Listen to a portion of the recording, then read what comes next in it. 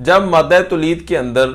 White blood cells यानी कि पस सेल्स आ रहे हों तो वो कौन सी सबसे पहली ऐसी गलती है जो डॉक्टर और पेशेंट दोनों करते हैं जिसकी वजह से जल्द पेशेंट का ट्रीटमेंट होने की बजाय मामला जो है बिगड़ना शुरू हो जाता है। कुछ वो पहली गलती ये है कि उनको मेडिसिन स्पर्म्स एक्टिव करने वाली दी जाती है, जिनमें ज़्यादातर 3 मेडिसिन जो है वो आजकल के डॉक्टर्स लिखते हैं। पहली मेडिसिन गोनाडिल एफ है, दूसरी मेडिसिन सर्बेक्स डी है और तीसरी मेडिसिन ईवियन है।